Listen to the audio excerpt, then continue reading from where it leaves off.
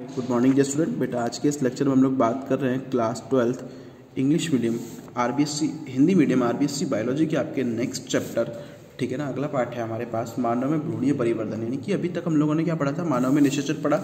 अब निषेचन कंप्लीट हो गया। निषेचन कंप्लीट होने के बाद अब क्या आता है बेटा आप लोगों के पास में भ्रूणीय परिवर्तन। यानी निषेचन के बाद हमें पता है क्या बनता है बेटा, जाइगोट बनता है। अब जाइगोट से पूरा जो बेबी है, पूरा जो एम्ब्रियो है, पूरा जो बच्चा है, उससे बनने की प्रक्रिया क्या कहलाती है, भ्रूणीय परिवर्तन कहलाती है, ठीक है ना। देखो युग्मनज में कोशिका विभाजन एवं कोशिका विभेदन से। अच्छा, विभाजन क्या होता है भाई, बंटवारा होना। विभेदन मतलब कोशिकाएं जब अपने काम के लिए अलग अलग हो जाती है, से भ्रूणीय विकास को भ्रूणोद्भवन या फिर एम्ब्रियोजेनेसिस कहते हैं। यह क्रमिक विकास की प्रक्रिया मुख्यतः मनुष्य में एक कोशिका युग्मनज से प्रारंभ होकर नवजात शिशु के विकास तक होती है। क्रमिक मतलब लगातार होना, ठीक है। इसमें क्या होता है, एक कोशिकीय जाइगोट है, उस जाइगोट एक कोशिकीय जाइगोट से पूरा क्या होता है, नॉर्मली शिशु का विकास होता है, ठीक है ना। अब इसमें पहला आता है विदलन, क्लीवेज व तूतक भवन, मॉड्यूलेशन। अब मानव निषेचन की क्रिया अंडवाहिनी और फैलोपियन ट्यूब में संपन्न होती है, ठीक है, जहां पर शुक्राणु और अंडाणु के संयुग्मन से जाइगोट बनता है, ठीक है, तो हमें पता है। युग्मक में होने वाले आरंभिक सूत्रीय विभाजनों को विदलन कहते हैं। शुरुआत में जो विभाजन होते हैं क्या कहते हो आप लोग, विदलन कहते हो। विदलन की शुरुआत तभी हो जाती है जब युग्मनज अंडवाहिनी से गर्भाशय की तरफ बढ़ता है, ठीक है। अब आगे देखो क्या कह रहा है, सर्वप्रथम युग्मनज समसूत्री विभाजन के द्वारा। सबसे पहला विभाजन कौन सा होता है, समसूत्री होता है, जिससे दो समान कोशिका विभाजित होता है और इसे द्विकोशिकीय टू सेल स्टेज कहते हैं। तत्पश्चात उसके बाद समसूत्री विभाजन से इन दोनों कोशिकाओं से बड़ी कोशिकाएं विभाजित होकर तीन कोशिकीय अवस्था थ्री सेल स्टेज बनाती है और उसके बाद विभाजनों का क्रम लगातार बढ़ता जाता है, ठीक है ना। अब भाई 2 से 3, 3 से 5 फिर इस तरीके से बनती जाती है, ठीक है। संख्या बढ़ती है परंतु युग्मनज का आकार ये भी रहता है, ओके। अब जब कोशिकाओं की संख्या 16 हो जाती है, यानी कि विभाजनों के 16 सेल स्टेज, तो इस ठोस अवस्था को आप लोग तूतक या मोरुला बोलते हो, ओके। अब तूतक निर्माण की क्रिया पूरी होने तक जोना पेलुसिडा का आवरण बना रहता है, लेकिन तूतक जब पूरा हो गया तो उसे आप लोग मोरुलेशन बोलते हो, ठीक है। ये क्रिया 3 दिनों में पूर्ण हो जाती है। तूतक का बाह्यावरण जोना पेलुसिडा भ्रूण को गर्भाशय के अन्यत्र रोपण से बचाता है। यानी भाई जो बाहर का आवरण है जोना पेलुसिडा, उसका एक और काम है कि अगर वो गर्भाशय में के अलावा कहीं और रोपित हुआ तो उसको रोपण नहीं होने देता, ठीक है। अगला है कोरक भवन, ब्लास्टुलेशन, इंपॉर्टेंट है बेटा। तूतक से कोरक पुट्टी ब्लास्टोसिस्ट का निर्माण की क्रिया को कोरक भवन कहते हैं। ब्लास्टोसिस्ट पता क्या होती है, जैसे सेल्स बनी, अभी कुछ कोशिकाएं तो देखो ऐसे सराउंडिंग में पेरिफेरी में आती है और कुछ कोशिकाएं बीच में हो जाती है, ठीक है। तो इसे आप लोग कोरक भवन ब्लास्टुलेशन कहते हो। गर्भाशय में तूतक के पहुंचने पर इसकी बाह्य घनाकार कोशिकाएं जो है वो चपटी कोशिकाओं की परत बना लेती है, क्यूबोइडल कोशिकाओं की परत बना लेती है, जिसे आप लोग पोष कोरक या ट्रोफोब्लास्ट बोलते हो, ये रही। और ट्रोफोब्लास्ट से भ्रूण की एपिथेलियम से चिपक जाता है, गर्भाशय के एपिथेलियम से चिपक जाता है, ठीक है।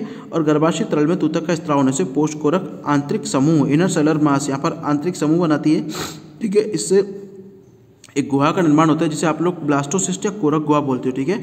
और इस गुहा में क्या है, तरल भरा रहता है। जैसे जैसे तरल की मात्रा बढ़ती है गुहाकार बढ़ता जाता है और इसमें आंतरिक कोशिका समूह भ्रूण के एक सिरे पर स्थित हो जाता है और पोष कोरक कोशिकाएं भी अत्यंत चपटी हो जाती है।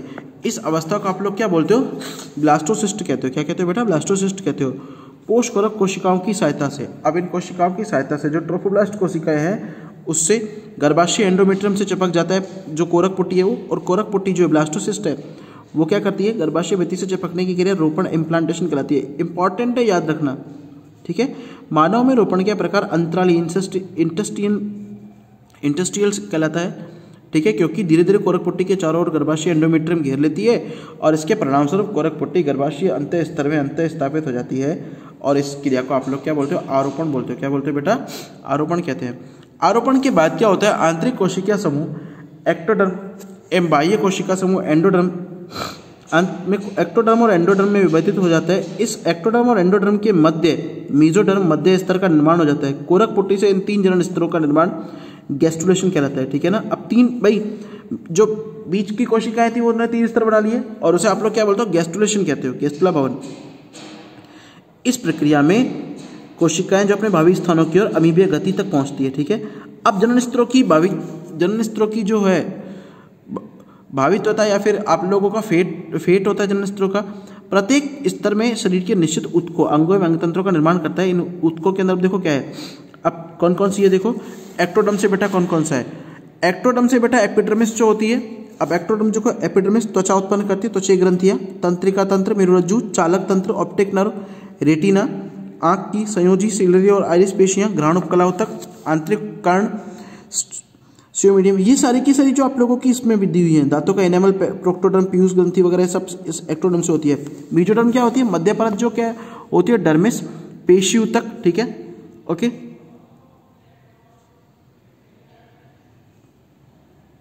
संयोजी तक, अंत्यकंकाल, संवेदी तंत्र, ये सारे के सारे क्या करते हैं आप लोगों की मेसोडर्म वाली लाइन है। और एंडोडर्म से बेटा क्या है कि जो आंतरिक होती है, जो कि जीभ, गिल्स, फुस्फुड़े, ये सब इससे क्या होती है, एंडोडर्म से बनती है, ठीक है, ओके।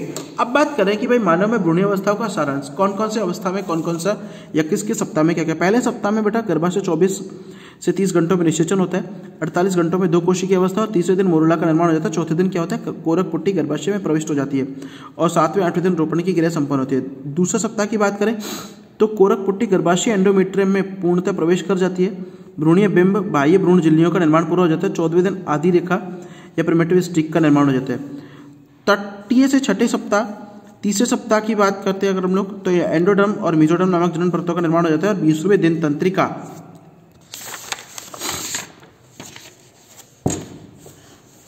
भवन या तंत्र का निर्माण होता है, 28वें दिन हृदय का धड़कना होता है, ठीक है।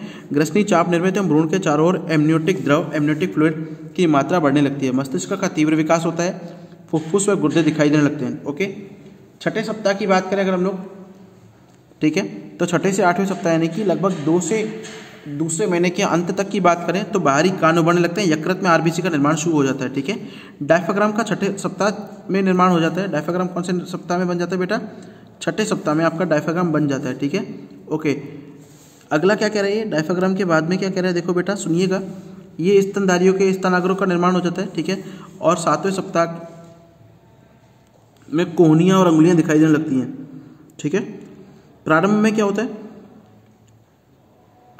7वें सप्ताह में अस्थि निर्माण की प्रक्रिया शुरू हो जाती है, 8वें सप्ताह के अंत तक एक छोटे मनुष्य की भांति भ्रूण बन जाता है, ठीक है ना। इसे गर्भ या फोएटस कहते हैं। हृदय पूर्ण विकसित हो जाता है और 167 बार प्रति मिनट धड़कता है। 8वें सप्ताह में 80% भ्रूणों में दाहिना हाथ निष्क्रिय क्रियाशील हो जाता है और अन्यथा दाएं और बाएं हाथ के व्यवहार का प्रथम साक्ष्य है, ठीक है ना। 8वें सप्ताह का भ्रूण जो है करवट लेना स्टार्ट करता है, थोड़ा सक्रिय होता है और आंखें और पलकें जो है वो निर्मित होने लगती है, ठीक है ना। आई बात समझ में। फिर ये 9 से 12वें सप्ताह यानी कि लगभग तीसरे महीने का पूरा बोल रहा है, ठीक है ना। तो इसमें भ्रूण अंगूठा चूसना प्रारंभ कर लेता है, हाथ पैरों की में गतियाँ आ जाती हैं, ठीक है, ठीक है, ओके। और पलकें जो है वो क्या है, बंद हो जाती हैं और कंठ में वाक्रजु यानी कि आप लोगों का जो स्वर तंत्र विकसित होने लगता है, इसके दौरान बाह्य लिंग विकसित हो जाते हैं और जिससे लड़का या लड़की की पहचान। 9वें से 10वें सप्ताह में भार 75% तक बढ़ जाता है और 11वें सप्ताह में शिशु जमाई यानी कि उबासी लेने लगता है और अधिकांश शिशु दाहिना अंगूठा चूसने लगते हैं। 10वें से 11वें सप्ताह में बेटा नाखून पूर्ण विकसित हो जाते हैं और 11वें सप्ताह में होठ एवं नाक भी विकसित हो जाते हैं। तीसरे और चौथे महीने तक बात करें अगर हम लोग, तो मुंह में स्वाद कलिकाओं का विकसित शिशु ग्रहण की गई ग्लूकोज की आंत्र के द्वारा पचाता है और मेकोनियम और शिशु के द्वारा निष्कासित मल है, ठीक है ना। और मेकोनियम जो है वो शिशु की तरह निष्कासित मल होता है, ठीक है ना। बालिकाएं, अब इसमें देखो, इसमें बालिकाएं जो है नर शिशु की तुलना में अधिक चलती हैं, गतिशील होती हैं। दांतों का विकास होने लगता है, मां स्पष्ट रूप से शिशु की हलचल का पता लगा लेती है। इसे आप लोग क्लिंकिंग बोलते हो, ठीक है ना, क्या बोलते हो, क्लिकलिंग, ओके। चौथे से छठे महीने में बेटा देखो क्या होता है, श्वासन नलिकाओं का पूर्ण विकास हो जाता है। गर्भस्थ शिशु जो है एक सफेद द्रव से ढक जाता है जिसे आप लोग वर्निक्स बोलते हो। शिशु के श्वसनांग आंतरिक कर्ण पूर्ण विकसित हो जाते हैं और उच्च ध्वनि तीव्रता के प्रति प्रतिक्रिया करते हैं। छठे महीने पर सिर में बाल लगने लगते हैं और त्वचा में विभिन्न ग्रंथियों का विकास प्रारंभ हो जाता है। फेफड़ों से सांस लेने में क्षमता का विकास हो जाता है। छठे महीने से जन्म तक अगर बात करें तो शिशु पर हल्के हल्के क्या करता है बेटा, पलके झपकाने लगता है और मस्तिष्क में तेजी से वृद्धि कर इसका भार बढ़ जाता है और 7वें माह में अश्रु ग्रंथि विकसित हो जाती है जिससे सूंघने की क्षमता का विकास हो जाता है, ठीक है। और शिशु में बेटा चेहरे की अभिव्यक्ति बदलता है और त्वचा नीचे भूरी वैसा का निर्माण हो जाता है और जन्म के बाद ताप नियंत्रण में सहायता करती है। 8वें महीने में फुफ्फुस कोशिकाओं का विकास होने लगता है और गर्भस्थ शिशु में के आवल से स्रावित एस्ट्रोजन की मात्रा को प्रसव ये दर्द होने लगता है जिससे बच्चे का जन्म हो जाता है, ठीक है। आई बात समझ में। तो नॉर्मली ये होता है, ओके। अब ये हो गया आप लोगों का चैप्टर कंप्लीट, क्लियर है, क्लियर है। और ये डायग्राम में बेटा आप लोगों का चैप्टर का दिखाया हुआ भाई रोपण कब होता है और पूरा का पूरा 12 सप्ताह का भ्रूण जो है वो कंप्लीट बन जाता है, ठीक है।